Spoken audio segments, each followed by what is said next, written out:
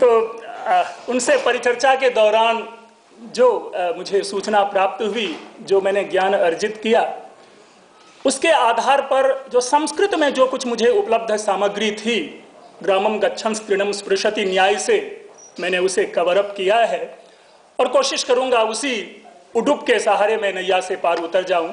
आप लोगों की शुभकामना और आशीर्वाद की आवश्यकता है। हम स्पष्ट रूप में यथार्थवादिता की ओर उन्मुख होते हुए सोचें कि प्रबंधन संस्कृत शास्त्र का शास्त्र नहीं है। यह 20वीं सदी में पाश्चात्य विद्वानों के द्वारा सोचा गया एक नूतन विधा है। अभी हम लोग चर्चा कर रहे थे होटल लक्ष्य में, मैं वहीं से ये बात ले रहा हूं। यद्यपि हमारे जीवन में हर जगह पर प्रबंधन है। हमारे यहाँ दिल्ली विश्वविद्यालय में हम मेट्रो से ऊपर चढ़ते हैं, वहां पर एक लिखा हुआ रहता था, SAIL Steel Authority of India Limited का विज्ञापन रहता था कि आपके शरीर में कुछ ना कुछ अंश सेल का अवश्य है।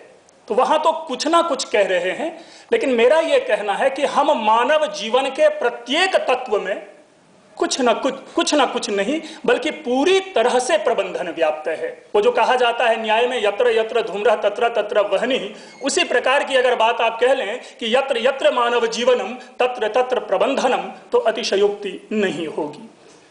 इसलिए यह कहना कि प्रबंधन विषय किसी 2-4 लोगों के हाथ की चीज है, वस्तु है, जिनके रिमोट से वो खेलते रहें, मैं इसे नहीं मानता। हमारी माता भी घर संवारने के लिए प्रबंधन करती हैं। हम शिक्षक भी कक्षा में जाते समय प्रबंधन करते हैं। जो भी प्रशासन में है, प्रशासन में उचित सफलता प्राप्त के लिए तदनुरूप प्रबंधन करते हैं। इसीलिए प्रबंधन को पूरी तरह से हमें मान लेना चाहिए कि यह आधुनिक विषय है। और इसी संदर्भ में संस्कृत में प्रबंधन शब्द भी नहीं प्राप्त होता है। प्रबंध शब्द है, लेकिन जो प्रबंधन कहेंगे इस अर्थ में कहीं हो, मुझे ज्ञान नहीं है, लेकिन इस अर्थ में प्रबंधन शब्द जो है वो प्राप्त प्रायः नहीं होता है। अगर होगा तो आप विद्वानों से मैं उसे ले लूंगा और कहीं मैं क्विज में इसे पूछ लूंगा। दूसरा यह है कि प्रबंधन की व्युत्पत्ति भी नहीं की जानी चाहिए, क्योंकि ये अनुवाद का शब्द है, अनूदित शब्द है। मैनेजमेंट के जगह पे हमने प्रबंधन शब्द को स्वीकार कर लिया है। मैं, जैसा आप लोग जानते हैं, मैं ऑल इंडिया रेडियो और दूरदर्शन में न्यूज रीडर हूं। तो जब हमें संस्कृत के शब्द बनाने होते हैं इंग्लिश के लिए, तो अपनी रुचि से, अपनी गतिमति से शब्द निर्माण कर लेते हैं।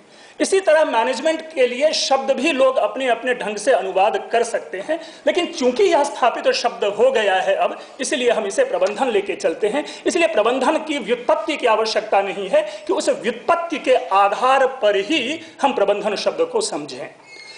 इसलिए आवश्यक यह हो जाता है कि हम प्रबंधन शब्द को जानें कि प्रबंधन है क्या। जैसा कि आपके सामने है, और बहुत बढ़िया शर्मा जी थे जिन्होंने व्याख्या भी प्रबंधन की थी। आप सब लोगों ने प्रबंधन की बड़ी ही सुंदर व्याख्या की है। मैंने भी छोटी सी व्याख्या निकालने की कोशिश की है कि management is a science of getting things done through and with people for achieving corporate goals. मैंने स्पेशली कॉर्पोरेट गोल्स लिया है, जिसकी मैं चर्चा भी करूंगा। सामान्य हिंदी में कहें तो किसी भी लक्ष्य की प्राप्ति के लिए, किसी भी लक्ष्य की प्राप्ति के लिए नहीं, किसी भी लक्ष्य की प्राप्ति के लिए सर्वविध योजना, जो प्लानिंग हम करते हैं, ये इसको हमने एक सामान्य प्रबंधन का अर्थ लिया। कॉर्पोरेट गोल्स इसलिए लिया कि प्रबंधन का उदय ही, मैनेजमेंट जो शास्त्र है, इसका उदय ही कॉर्पोरेट वर्ल्ड के लिए एक तरह से यह हुआ था। यह कहीं ऐसा नहीं कि गृह योजना के लिए, घर निर्माण के लिए प्रबंधन शब्द आया था। इसलिए हमने यहां पर सविशेष वो कॉर्पोरेट गोल्स दिया था। अब आज जैसा मैंने कहा कि हमारे जीवन में हर कदम पर प्रबंधन है। आप केवल इस सिंपोजियम के नेपथ्य में जाकर के देखें कि कितना बड़ा प्रबंधन होगा। सबसे बड़ा प्रबंधन तो प्रबंधन विभाग ही है, और जहां प्रबंधन विभाग है फिर उनकी योजना कैसी होगी, कैसे लोग आएंगे, कैसे खाएंगे, कौन बुके देंगे, कौन खाना में किनको साथ देंगे, हर छोटी छोटी चीज को ध्यान में रख करके आगे चलना, यही प्रबंधन है। रही बात श्रद्धेय शतांशु जी ने और ब्रह्मदेव जी ने अपने जब पूर्ववाक में इन्होंने कई प्रकार के प्रबंधनों की चर्चा की थी, राजनीतिक प्रबंधन आदि बहुत सारे प्रबंधन की बात की थी। मैंने भी 4 प्रकार के प्रबंधन को यहां लेने की कोशिश की है, जिसमें आत्म प्रबंधन का मैं परित्याग कर दूंगा क्योंकि यह पृष्ठ पेशन होगा। इसमें बहुत अधिक चर्चा हो चली है, बहुत अधिक चर्चा हो चुकी है। हम सब लोगों में गीता, हम सब लोगों में योग विद्यमान है, इसलिए मैं आत्म प्रबंधन पक्ष को टच नहीं करूंगा। मेरे लिए मूल ये 3 विषय है। अर्थ प्रबंधन एक हमने अपने ढंग से बनाने की कोशिश की है।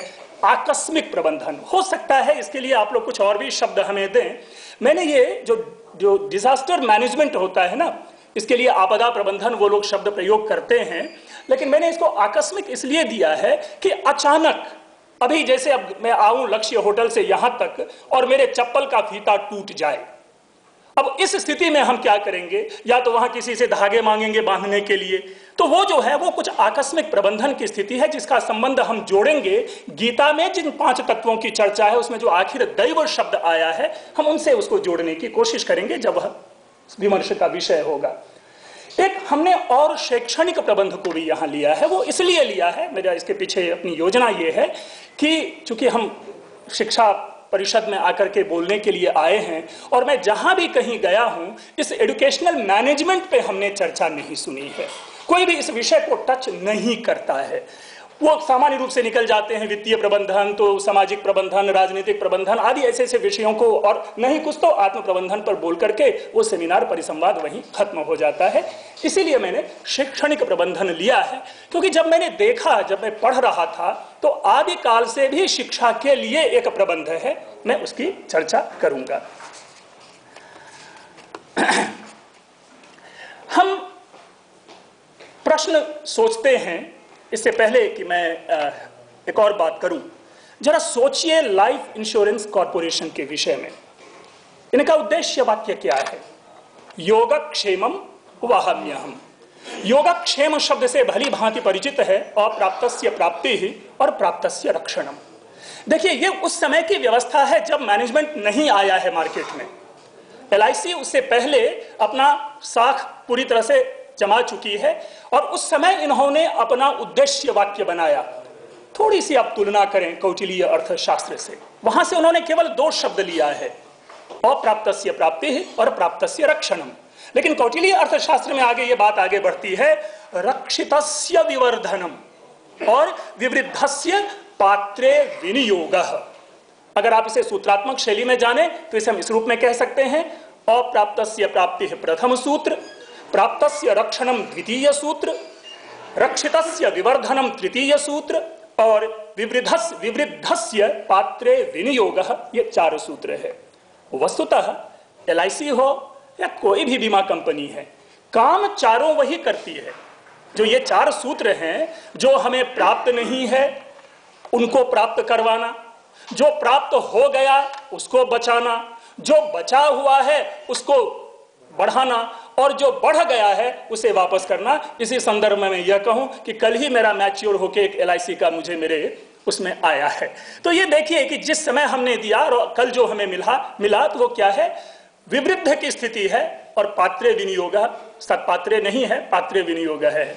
तो ये प्रक्रिया सोचिए कि उन्होंने 2 सूत्र लिया और पूरा का पूरा प्रबंधन जो बैंक, जो वर्ल्ड है, जो ये जो बैंक की जो दुनिया है, इन्हीं 4 सिद्धांतों पर चलती है। चर्चा ये भी हो रही थी कि इन 4 सिद्धांतों पर चलती है, लेकिन जिस तरह से ये चर्चा वहां आई है, हम कतई ये नहीं कहेंगे कि हमारे क्रांत दृष्टा ऋषि, हमारे आचार्य, हमारे मनीषी ये कहते पाए गए हैं कि सुनो बच्चों, अब मैं प्रबंधन की शिक्षा तुम्हें दे रहा हूं। ठीक उसी प्रकार जिस प्रकार की भाषा विज्ञान एक शास्त्र बना, हम लोग सभी जानते हैं कि भाषा विज्ञान ऋग्वैदिक काल से भाषा विज्ञान विषयक परिचर्चा प्राप्त होती है, लेकिन लोग आज भी इसे मानते हैं कि ये जो है ये पाश्चात्यों की देन है। और पाश्चात्य जब कंपैरेटिव लिंग्विस्टिक्स की स्टडी करने के लिए भारत की ओर आए, तब उन्हें पता चला कि यहां पर भाषा विज्ञान की चर्चा कब से चल रही है। दूसरे शब्दों में, इन समस्त विषयों की चर्चा हमारे शास्त्रों में प्राप्त होती है, हमने वहां से विषय बना करके दुनिया को नहीं दिया। ये हमारी समस्या रह गई। अन्यथा प्रबंधन विषयक कोई भी ऐसी चर्चा नहीं है जो हमें प्राप्त नहीं होती। अब यह प्रश्न है कि इस प्रबंधन के लिए किन किन चीजों की आवश्यकता होती है, किन किन चीजों की हमें जरूरत है। हमने 3, वैसे षट ककार की अवधारणा है, हमने 3 ककार को पकड़ा यहां से, किम, केन, कथम। किम आप पाएंगे ये लक्ष्य है, साध्य है। कि जो दूसरी पंक्ति है, मेरे ख्याल से आप लोग पहचान गए होंगे कि ये पंक्ति कहां से है। ये मीमांसा दर्शन से हमने ग्रहण किया है। साध्य, साधन इति कर्तव्यता, जो ये तीनों शब्द है, ये मीमांसा दर्शन का है, जो जहां आर्थी भावना, शाब्दी भावना आदि का विवेचन आता है।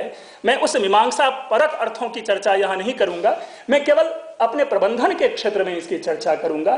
किम साध्यम, जो हमारा लक्ष्य है, जो हम करने जा रहे हैं। केन साधन, और फिर है उस साधन, उस साध्य तक पहुंचने के लिए जो साधन की सहायता में आने वाली वस्तुएं हैं। इंग्लिश में इसे मोडस ऑपरेंडी हम लोग यूज करते हैं इति कर्तव्यता के लिए। ठीक इसी को अगर आप मनुस्मृति में जाकर देखें 7वें अध्याय में, तो मनुस्मृति में 7वें अध्याय के 215वें पद्य में बहुत ही सुंदर पंक्ति है। उपेतारमुपेयं च सर्वोपायांश्च कृत्स्नसः एतत्त्रयं समाश्रित्य प्रयतेतार्थ सिद्धये। अर्थ सिद्धये प्रयतेत। कौन कौन? उपेय, उपेत्री, सर्वोपाय। यहां पर शब्द है उपेतारम, अर्थात जो उपाय करने वाला है, उपेयम जिसके लिए उपाय किया जाना है, और तीसरा है जो सभी उपाय हैं, जिसको कि हमने इति कर्तव्यता और सर्वोपाय इस श्रेणी में रखा। तो ऐसा नहीं है, देखिए हर एक विषय को समझाने के लिए ये अलग पक्ष है कि यह क्रम वहां पर मनु ने राजनीति के संदर्भ में दिया है। लेकिन हम क्या करते हैं, राजनीति का तो संदर्भ है, लेकिन उसको अपने जीवन में हम उतारते हैं। अगर हितम मनोहारी च दुर्लभम वचः किरातार्जुनीयम में वनेचर के संदर्भ में कहा गया, लेकिन उसी को जब हम वहां से उतार लेते हैं तो आम जीवन में उसे हम अपना लेते हैं। तो ठीक उसी प्रकार उस संदर्भ विशेष में कही गई बातों को हम क्यों ना सामान्य जीवन में उतारें, और क्यों ना उसके माध्यम से सामान्य जीवन के प्रबंधन को समझने का प्रयास करें। इसी से आगे जो गीता वाली बात आई थी निकलकर, जो सबने खास करके वो जो 5 कारण हैं उनकी चर्चा की है। अधिष्ठान है, कर्ता है, पृथक विध कारण है, विविध पृथक चेष्टा है, और दैवम है। हमने यह भी कहा था कि दैवम शब्द का हम संबंध आकस्मिक से जोड़ने की कोशिश करेंगे। यदि भी दैव शब्द के लिए हम लोग डेस्टिनी प्रयोग करते हैं, लेकिन उसको अदृष्ट भी कहा जाता है। और अदृष्ट वो चीज है, मैं फिर से मीमांसा से दूर हट करके मैं अपने ढंग से उसकी बात करूंगा, उसकी चर्चा करूंगा। असंभावित जो स्थिति परिस्थिति उत्पन्न होने वाली होती है वो दैव है। जैसा मैंने चप्पल का, अपने सैंडल का उदाहरण दिया था। और ये इसी क्रम में नहीं, किसी भी क्रम में गृह निर्माण की स्थिति है, अचानक भीषण बारिश आ जाती है, तो उस समय में क्या स्थिति अपनानी चाहिए, वो जो है वो दैवम के संदर्भ में उसको ग्रहण किया जाना चाहिए। उसको आकस्मिक जो प्रबंधन है उस संदर्भ में ग्रहण किया जाना चाहिए। अभी अपने नजदीक में ही जो पिछले बार जो उत्तराखंड की विभीषिका थी, उस संदर्भ में जो प्रशासन को परेशानी झेलनी पड़ी थी, हम उसे ये कहें कि अगर कुछ सुरक्षा है तो वो आकस्मिक प्रबंधन के कारण सुरक्षा हुई, और अगर सुरक्षा नहीं हो पाई तो वो आकस्मिक प्रबंधन की सोच में दक्षता के कारण वो सुरक्षा नहीं हो पाई। ऑल टुगेदर दोनों किसी न किसी रूप में आकस्मिक प्रबंधन के अंतर्गत ही ये आता है। और इसीलिए मैंने उसका नाम इंग्लिश में ट्रांसलेशन भी दिया था, एक्सीडेंटल मैनेजमेंट। जो भी हम बात कर रहे थे जो एक्सीडेंटल के क्रम में, उसके संदर्भ में भी बड़ा ही सुंदर मनुस्मृति में कहा गया है। 214वां है 7वें अध्याय का ही। सह सर्वाः समुत्पन्नाः प्रसमीक्ष्या पदो भृशम संयुक्तांश्च वियुक्तांश्च सर्वोपायान् सृजेत बुधः। सभी आपत्तियों के मत के अत्यधिक मात्रा में एक साथ आने पर भली प्रकार सोच विचार कर विद्वान व्यक्ति को सम्मिलित रूप से, देखिए अकेले निर्णय की बात फिर यहां नहीं कह रहे हैं, जो आजकल राउंड टेबल कॉन्फ्रेंस होते हैं, जो इमरजेंट मीटिंग होती है, उसकी ओर संकेत है ये कि सभी साथ बैठ करके इमीडिएट डिसीजन लो इस पे क्या करना है। और इसी को हल्के फुल्के अंदाज में पंचतंत्र में आपके सामने रखा गया, सर्वनाशे समुत्पन्ने अर्धम त्यजति पंडितः। तो ये देखें कि हम वहां से वाक्य ग्रहण करते हैं और जीवन के किस प्रबंधन की ओर आगे बढ़ते हैं।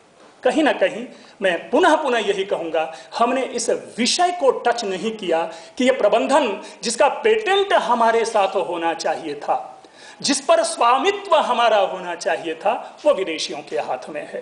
अंतर केवल यही है, चिंतन हमारे यहां पहले से विद्यमान है। इसके बाद हमने कुछ ये निकालने की कोशिश की है, आपके सामने है कि primary qualities for a person pursuing management skills, ability to visualise the big picture, systematic approach to problem solving, managing short-term versus long-term conflicts, having leadership traits, harmony coordination, theory of action, spirit of inquiry, and welfare of all existence. एक बार फिर से मैं कह दूं, ये इदमित्थम नहीं है। ऐसा नहीं है कि मैंने कह दिया ये 8 बिंदु है तो 8 ही बिंदु होंगे, ये और भी बढ़ाए जा सकते हैं, बल्कि मैंने खुद इसको संशोधित करके मैंने 16 बिंदु बनाए थे, लेकिन फिर सोचा पता नहीं ओरिएंटल कॉन्फ्रेंस की तरह दीवार छूने का ही ना मौका मिले। वहाँ कहते हैं ना कि 2 मिनट में आ जाओ, तो ये सब सोच करके मैंने काफ़ी काट छांट कर लिया था कि नहीं, तो ये 8 पॉइंट जो है मैंने विशिष्ट रूप से जो मैनेजमेंट में एंटर करना चाहते हैं उनके लिए ये हो, इसलिए मैंने यहाँ पर इसे रखा है। इसमें जो पहला है, ability to visualise the big picture, इसको जानिए जरा। सर्वोत्तम अथवा सर्वश्रेष्ठ की कल्पना, जरा ये सोचिए, हमारे शास्त्रों में श्रुतियों में स्पष्ट कहा गया है नाल पे सुखमस्ति। आज नहीं है ये, 2500, 3000, 3500 वर्ष पूर्व के हमारे क्रांत दृष्टा ऋषियों ने ऐसी कल्पना की थी कि नाल पे सुखमस्ति, सर्वश्रेष्ठ। हाँ, वो आगे है, मैं चूंकि वो बोलने के क्रम में, और आगे है भूमैव सुखम यो वै भूमा तदमृत मथ यदल्पम तन्मर्त्यम। मूल रूप से यहाँ पे भूमा शब्द है, उस परम श्रेष्ठ की ओर ले जा रहे हैं। दूसरे शब्दों में, जब विनोद जी ने आकर के प्रसन्नता अभिव्यक्त की थी कि मैं बहुत प्रसन्न हूं इस गैदरिंग को देख करके और अपने कार्यक्रम की सफलता को मैं मानता हूं, तो वहां पर उनकी उस भावना का यह परिचायक है कि नाल पे सुखमस्ती। मैं थोड़े से में प्रसन्न होने वाला नहीं हूं, मुझे इस तरह की गैदरिंग चाहिए जिसे कि हाउसफुल कहा जाता है आधुनिक शब्द में, तब जाकर के विनोद जी की प्रसन्नता होगी। ठीक है, तो ये हमारी आज की नहीं है, वैदिक काल से है कि नाल पे सुखमस्ती। यही नहीं, इसी को एक दूसरे तरीके से महाकवि कालिदास ने मेघदूतम में कहा, रिक्तः सर्वो भवति हि लघु पूर्णता गौरवाय। ये अलग चीज है कि वहां के उस हम विरह वातावरण में करुण में खो जाते हैं और उस विषय की व्युत्पत्ति नहीं हम कर पाते, लेकिन कहीं ना कहीं अगर उस पंक्ति को निकाल लें और हम अपने जीवन में ये बात करते हैं कि अगर मैं तैयार होकर के यहां नहीं आऊं तो लोग तो फिर यहां नोच खसोट डालेंगे। हम अपने जो हमारा जो प्रोडक्ट है, अगर उस प्रोडक्ट को हम बढ़िया से, आपने देखा होगा सुपर रिन की चमकार, उनकी कमीज से मेरी कमीज ज्यादा सफेद, और तभी सुपर रिन की टिकिया बिकती है, क्योंकि उनकी कमीज से थोड़ा कम सफेद अगर वो हो जाए रिन की टिकिया का प्रभाव, तो फिर रिन की टिकिया कोई नहीं खरीदेगा।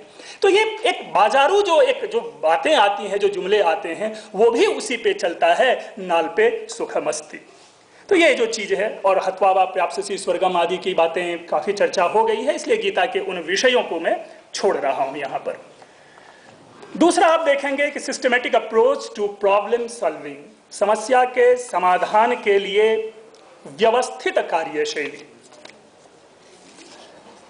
हम आप सभी जानते हैं कि हमारे सारे ऋषियों को अणोरणीयान महतो महीयान की समझ थी, और ये समझ तक पहुंचेंगे कैसे, इस समझ तक वे पहुंचे कैसे होंगे, यानी रास्ते में आने वाली हर कठिनाइयों को दूर करके वो अणोरणीयान में पहुंचे होंगे और महतो महीयान तक पहुंचे होंगे। हमने देखा दिल्ली में जिस तरह आज जो बिल्डिंग्स बन रहे हैं, वो गड्ढे खरीद लेते हैं घर बनाने वाले, वो गड्ढे तक को खरीद लेते हैं, फिर उस पर मिट्टी भर भर के तब 22-22 मंजिले मकान की वो रचना कर डालते हैं। इसके लिए एक व्यवस्थित कार्यशैली है। मैं इसकी ओर इशारा करना चाहूंगा आप लोगों को, पुनः कालिदास के कुमार संभवम के 5वें सर्ग का पद्य। यद्यपि यह व्यंग्य रूप में है, टीजिंग पॉइंट है, लेकिन उस टीज में भी एक व्यवस्था दिखती है क्योंकि जिस लक्ष्य की प्राप्ति के लिए पार्वती को जाना है, उस लक्ष्य की प्राप्ति के लिए हे पार्वती, तुमने इन इन विषयों को अपने पास जुटा तो लिया है, इन इन सामग्रियों को अपने पास ले तो लिया है। अपि क्रियार्थम सुलभम समित्कुशम जलान्यपि स्नान विधि क्षमानिते अपि स्वशक्त्या तपसि प्रवर्तसे शरीरमाद्यम खलु धर्म साधनम। अब देखिए उस जगह पे मैंने पहले ही कहा कि यह टीजिंग पॉइंट है। ब्रह्मचारी वेशधारी शिव पार्वती को चिढ़ाते हैं, एक तरह से वो टीजिंग है, लेकिन उस चिढ़ाने में भी, उस व्यंग्य में भी एक योजना है कि तुम जिस लक्ष्य के, जिस धर्म में प्रवृत्त हो रही हो, उस धर्म के लिए जो उपयोगी सामग्री है, जल है, कुश है, फूल है, बिल्व पत्र है, ये सब इंतजाम कर ली हो या नहीं, और स्वयं तो स्वस्थ हो, क्योंकि उसके लिए स्वास्थ्य भी सबसे बड़ा। अगर आप स्वस्थ नहीं हैं तो प्रबंधन के किसी भी कार्य में आपको उड़ा करके फेंक देंगे। अगर आप अच्छे नहीं हैं अपनी बुद्धि से, अपने विचार से, अपने शरीर से, तो जब आप जाते हैं तो आपको उड़ा करके फेंक देंगे कॉर्पोरेट वर्ल्ड वाले। तो स्वास्थ्य भी कहीं ना कहीं महत्व रखता है। और देखिए इस स्वास्थ्य की व्याख्या में कितना बढ़िया प्रबंधन है। मैं चरक संहिता को कोट करूंगा, और चरक संहिता में जो बातें स्वास्थ्य के लिए जो व्याख्या की गई है, वो व्याख्या यद्यपि चरक संहिता की है, लेकिन वर्ल्ड हेल्थ ऑर्गेनाइजेशन ने उसे अपनाया। उसे किस रूप में अपनाया? देखिए, सबसे पहले तो स्वास्थ्य की जो व्याख्या चरक संहिता में की गई है, स्वस्मिन् स्थाने स्वस्मिन् कर्मणि स्वस्वरूपेण स्थीयते इति स्वस्थः। जरा सोचिए इस चीज को। ये नहीं करेंगे तो दवाई खा लेना या विक्स साथ में ले लेना, नाक में लगा लेना, सर्दी छूट जाएगी, इस तरह की बात वो नहीं करे। कहीं किसी दवाई की बात वो नहीं कर रहा। क्लियर कह रहा है कि स्वस्मिन् स्थाने, जिस अधिष्ठान की बात की गई थी गीता में, स्वस्मिन् कर्मणि, जिस कार्य में तुम प्रवृत्त हो रहे हो, और स्वरूपेण स्थीयते, जिस रूप में तुम्हारी वहां आवश्यकता होगी, उस रूप में तुमको विद्यमान होना पड़ेगा। चाहे रात के 3 बजे तुमको फोन क्यों ना आ जाए, तुमको दौड़ करके जाना पड़ेगा। तो स्वरूपेण स्थीयते इति स्वस्थः, ये तो चरक का स्टेटमेंट है। अब जरा देखिए WHO वाले क्या कहते हैं कि health is a state of complete physical, mental and social well being and not merely the absence of disease और इन्फर्निटी। वो एब्सेंस ऑफ डिजीज मात्र को स्वस्थ नहीं मान रहे।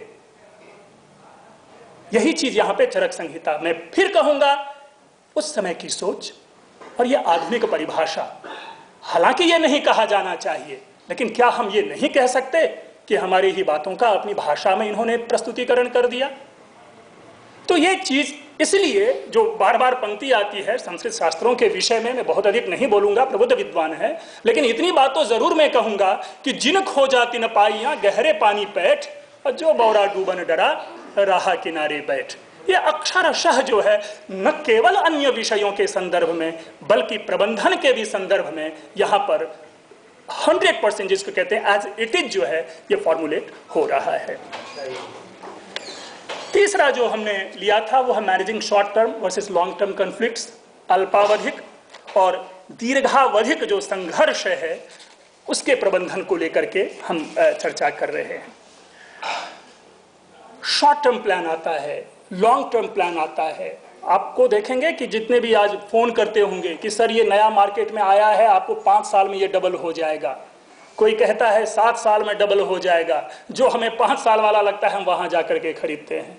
ये अलग चीज है कि बाद में पता चलता है कि वो फ्रॉड है, और जो 7 साल वाला कह रहा था वो सही है, फिर यहाँ से केस आदि लड़के फिर हम 7 साल वाले में जाते हैं। हमारे जीवन में भी ये संघर्ष होता रहता है। यद्यपि कहा गया है कि कारज धीरे होते हैं काहे होता धीरे, लेकिन मूल विषय है कि जो भीतर में जो द्वंद्व है वो तो होता ही है कि हम शॉर्टकट काम करें, लेकिन एक यह भी कहता है कि नहीं, जो भी काम हम करें भले ही 2 दिन हमें विलंब क्यों ना हो जाए, लेकिन सॉलिड रिजल्ट हमें दे।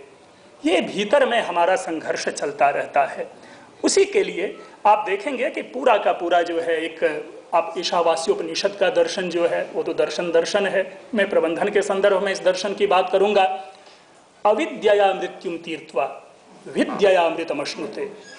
जो शॉर्ट टर्म और लॉन्ग टर्म है, जो समन्वय है, हमारी जो श्रुतियां हैं वो समन्वय का मार्ग दिखाती है। वो ये नहीं कहते कि शॉर्ट टर्म खराब होता है और लॉन्ग टर्म बहुत अच्छा होता है, ऐसा उन्होंने कतई नहीं कहा है। वे दोनों की सत्ता को स्वीकार करते हैं, लेकिन जो परम लक्ष्य है वही कहते हैं कि अविद्यया मृत्युम तीर्थवा विद्यया मृत मश्नुते। इसी तरह आगे भी उसी मुंडकोपनिषद में भी आप पाएंगे जहां पर परा और अपरा की बातें की गई। अथ यदा तदक्षरम अधिगम्यते, जो परा का लक्षण किया गया है, और जो अपरा है जो वो सांसारिक ज्ञान है, उन विषयों को लेकर के चलता है। यानी हमारी क्या है कि हम उस दृष्टि को नहीं खोल पाए। हम आज भी उनको उसी संदर्भ में देखने की कोशिश करते हैं कि अविद्या का क्या अर्थ है और विद्या का क्या अर्थ है। मैं कोट करना चाहूंगा साहिर की पंक्ति, जो कि उन्होंने चित्रलेखा मूवी थी जिसमें यह पंक्ति उन्होंने बनाई थी, और इसी का अनुवाद है, संसार से भागे फिरते हो भगवान को क्या तुम पाओगे। ये देखिए, ये क्लियर कट जो ट्रांसलेशन है अविद्यया मृत्युम तीर्थवा विद्यया मृतमश्नुते का है। तो ये हमारे में हमने जैसा कहा कि समन्वय का मार्ग दिखाया गया है। संघर्ष है, लेकिन इमीडिएट उसका जो है सॉल्यूशन है कि उससे हमें नहीं घबराना है कि इससे क्या होगा उससे क्या होगा, दोनों में बैलेंस बना के चलना है। फोर्थ है हैविंग लीडरशिप ट्रेट्स। मैं इसको छोटा कर दूंगा क्योंकि इस पर कई सारी चर्चा हुई थी, और सर ने कुलपति महोदय ने यद्यदाचरति श्रेष्ठ आदि की बड़ी सुंदर व्याख्या प्रस्तुत की थी। मैं इसमें अपनी एक दृष्टि और जोड़ देना चाहूँगा, जो नीति शतकम में मैं भी बराबर पढ़ाया करता हूँ। विपदि धैर्यमथाभ्युदये सदसि वाक्पटुता युधि विक्रमः यशसि चाभिरुचिर्व्यसनम प्रकृति सिद्धमिदं ही महात्मनाम। हम महात्मनाम शब्द को विड्रॉ कर लें वहाँ से, हम प्रबंधका नाम शब्द लगा दें वहाँ पर। मैं पढ़ाया करता हूं, न तज्ज्ञानम न तत्शिल्पम न सा विद्या न सा कला नासो योगो न तत्कर्म नाट्यस्मिन यन्न दृश्यते हैं। बच्चों को कहते हैं लिख दो, बाणेस्मिन यन्न दृश्यते। मतलब जब बाणोच्छिष्टम जगत सर्वम की व्याख्या सिखानी होती है तो कह देते हैं कि लिख लो। वस्तुतः वहां पर उनके हम देंगे पिलर कि कैसे लिखना है। ठीक इसी प्रकार इसे समझा जाना चाहिए कि अगर महात्मानाम शब्द है, ये महात्मा कौन है? अपने अपने क्षेत्र के जो श्रेष्ठ और सफल व्यक्तित्व हैं वे महात्मा है। महात्मा का ये कतई अर्थ नहीं कि वो वेशभूषा या जटाभिस्तापसा की अवधारणा आज नहीं है। अपने अपने क्षेत्र के जो सफलतम व्यक्तित्व हैं वहीं आधुनिक संदर्भ में उनको महात्मा समझाया जाना चाहिए। तभी मैं कहता हूं कि प्रकृति सिद्धमिदं ही महात्मनाम। एक हार्मोनिक कोऑर्डिनेशन की बातें आती है। हालांकि संस्कृत के ऊपर बहुत अधिक आक्षेप इसके विषय में लगाया जाता रहा है। परसों अभी हमारे यहाँ डिपार्टमेंट में दिल्ली विश्वविद्यालय में एक पैनल तैयार हो रहा था कि टीवी के डिबेट में पार्टिसिपेट करने के लिए कौन जाएगा, संस्कृत को अनिवार्य या संस्कृत को स्कूली शिक्षा के लिए। आजकल आपने देखा होगा काफ़ी डिबेट चल रहा होगा, मेरे भी 1-2 आर्टिकल आए थे नई दुनिया में और एक में। तो वहाँ पर यह चर्चा चल रही थी और वहाँ पर बार बार एक प्रश्न बनाया जा रहा था कि यह सांप्रदायिक भाषा है। आप जरा सोचिए कि संप्रदाय शब्द की अवधारणा कब है, जबकि भारतवर्ष में प्रथम जो मुस्लिम आक्रमण है वो 712 एडी में है, मोहम्मद बिन कासिम ने किया है। उससे पूर्व का जो समाज है उस समाज में संप्रदाय की बात हम कहां ढूंढने चले जाएंगे। और उस समय के समाज तक तो संस्कृत पूरी तरह से बिखर निखर उठा था। हम कैसे कहेंगे कि वहां पर यह संप्रदाय की भाषा है? बल्कि हमें यह कहना चाहिए कि नहीं, संप्रदायों के बार बार आते रहने के कारण इनमें संप्रदायगत जो है वो संक्रमण है। अन्यथा सोच कहां है इसमें संप्रदायगत? जो हार्मनी की बात है, जो हार्मोनिक कोऑर्डिनेशन की बात है, सुनाने की जरूरत नहीं है। हम सभी गाते हैं मिलकर, सर्वे भवन्तु सुखिनः। हम सभी मिलकर गाते हैं संगच्छध्वम संवदध्वम। हम सभी मिलकर के पढ़ते हैं समानी प्रपासः। ये तो चलो वेद की बात है, हमें बच्चों को बताना पड़ेगा कि इतना का इतना निकालो और ये पंक्ति पढ़ो। लेकिन जो बच्चों को नहीं पढ़ना है, जो सब जगह मिलता है, वसुधैव कुटुंबकम, ये तो बच्चों को पढ़ना पढ़ाना नहीं है, हर जगह लोगों की जिह्वा पर है।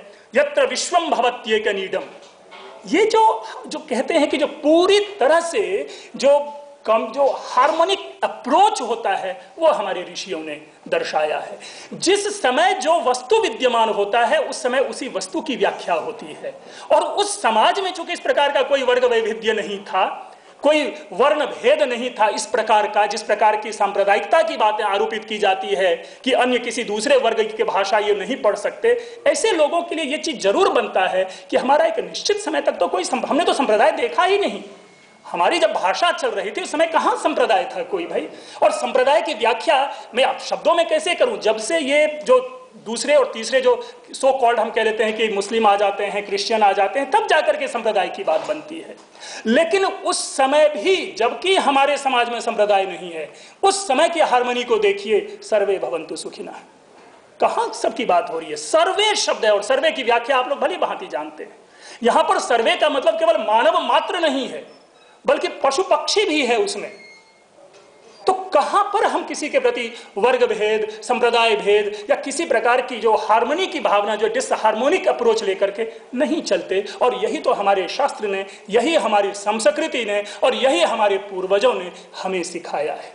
और इसी के कारण आज हम सब लोग यहाँ उपस्थित हैं। अगर ऐसा नहीं रहता तो यहाँ भी कदाचित ISIS बना रहता, जो आज इराक में चल रहा है, क्योंकि वहां पर यह शास्त्र विद्यमान नहीं है, वहां पर यह हार्मनी नहीं है, वहां पर ऐसी शिक्षा नहीं है, इसलिए वो सारे के सारे विशृंखलित हैं।